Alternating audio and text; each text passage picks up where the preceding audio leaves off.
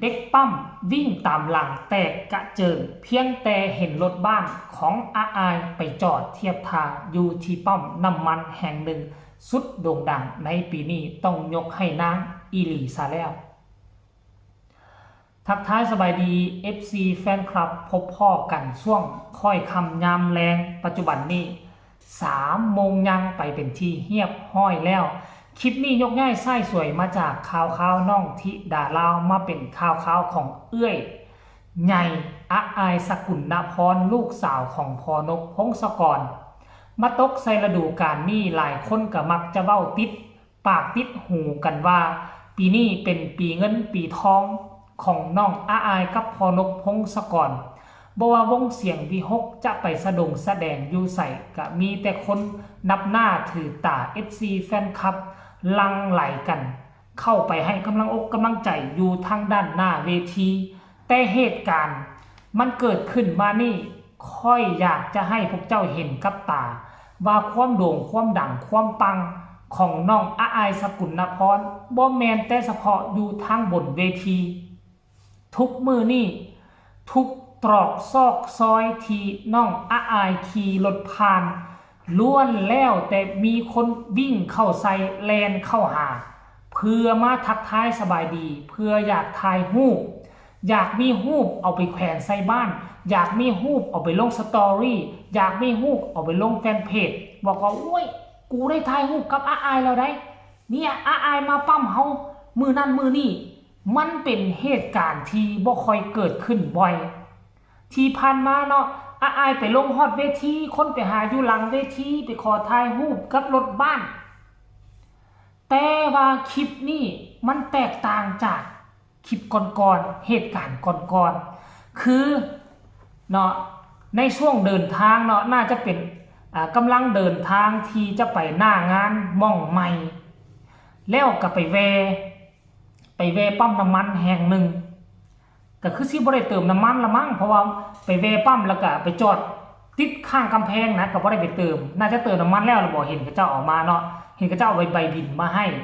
แล้วอยู่ปั๊มน้ำมันหั่นก็สิมีเซเว่นละมั้งคงจะไปเลาะเซเว่นเข้าห้องน้ำห้องในล้างหน้าล้างตาเติมพลังก่อนที่จะเดินทางต่ออีกครั้งหนึ่งเนาะเพียงแต่พนักงานฮู้และเห็นรูปอาอายสกุลนพรติดตามรถบ้านทำหน้าที่ของตนเองสำเร็จเติมน้ำมันให้เรียบร้อยแล้วมีทั้ง3 คนแลนนำก้นรถมาต้อยรถก็กำลังจะออกเนี่ยเอาหันหัวออกไปแล้วยังอีกบ่กี่เท่าใด10 เมตรก็จะออกสู่เส้นทางแล้วเด็กปั๊ม3 สาวแลนวิ่งเข้ามาหาถามหาอาอายก็จำเป็นต้องได้ลงไปถ่ายรูปถ่ายหอยกับ FC แฟนคลับเห็นบ่ล่ะตกมาปีนี้น่ะ FC แฟนคลับของอาอายทุกอาชีพทุกการทุกงานเขาเอิ้นว่าศิลปินคนลากหญ้าตั้งแต่พนักงานโรงงานตั้งแต่ออฟฟิศเด็กปอกเด็กปั๊มเด็กสอบเด็กเสิร์ฟอยู่ห้านอาหารโอ้ยทุกอาชีพเป็น FC แฟนคลับของอาอายเบิดอันนี้แหละศิลปินน่ะแสดงแต่ละค่ำคืนก็เมื่อยอยู่แล้วเขาได้ความสุขมาจากใส่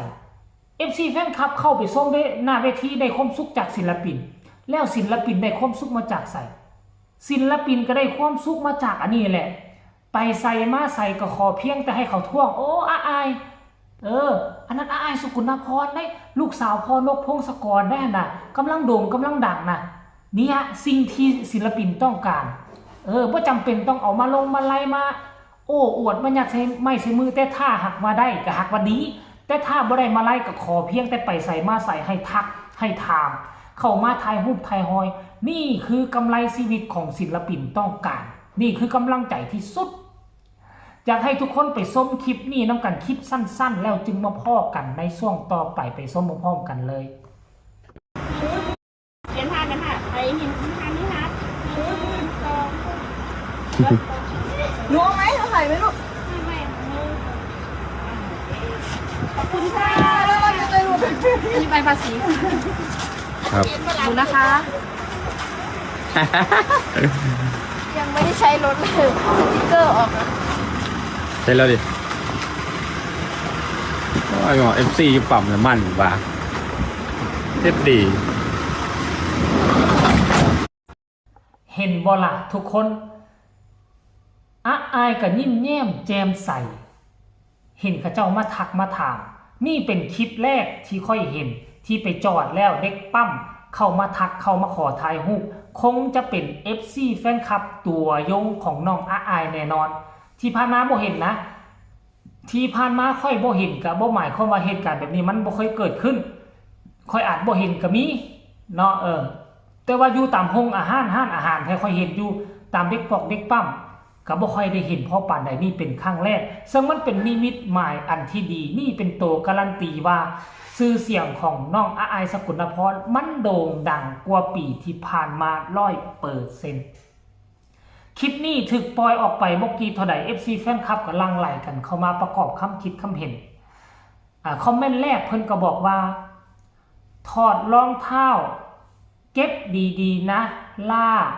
เดี๋ยวจะเสียอีกโอ้ยรองเท้าเคยเสียบอผู้ต่อมาบอกว่าน่ารักว่าซันเดผู้นี้บอกว่าน่ารักจังเลยเดินทางปลอดภัยนะคะว่าซันเดเดินทางปลอดภัยค่ะอีล่าหน้าฮัก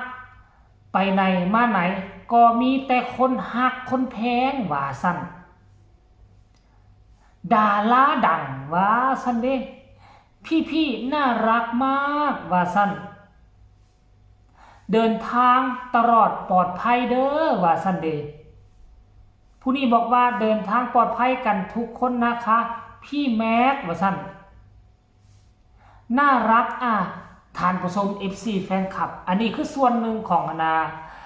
คำคิดคำเห็นหลายคนเห็นแล้วก็รู้สึกดีอกดีใจแทนน้องอายจนไปตั้งฉายาให้ว่าเป็นดาราหมอลำอีกคนหนึ่งไปแล้วยิงโตยิงสวยยิงโตยิงมี FC แฟนคลับขับค้าหนาแน่นบ่ว่าจะอยู่ทางฝั่งไทยฝั่งลาวบ่ว่าจะอยู่ต่างดงต่างแดนเนาะ FC แฟนคลับเพิ่มขึ้นหลายเท่าโตมาในปีนี้เพราะอย่างเพราะตัวน้องอายนั่นเองแหละอยู่กับล่องกับลอยเป็นตาฮักเป็นตาแพงบ่เฮ็ดให้พ่อแม่FC แฟนคลับเสียใจมีแต่สร้างความสุขสนุกสนานเฮ็ดเป็นตาฮักเป็นตาแพงทุกมื้อทุกวันเขาฮักจะเข้ามาติดตามเองท่านผู้ชม FC แฟนคลับอันนี้ก็คือเรื่องอายสกุลพรที่มันเกิดขึ้นในมือนี้เอามาฝากเอามาต้อนกันเพียงซ้ำนี้ก็แล้วกันเนาะ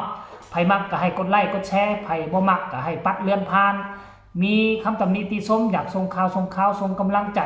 ให้ศิลปินคนใดก็สามารถคอมเมนต์มาได้ทางใต้คอมเมนต์สำหรับคลิปนี้ลาท่านผู้ชมไปก่อนสบายดี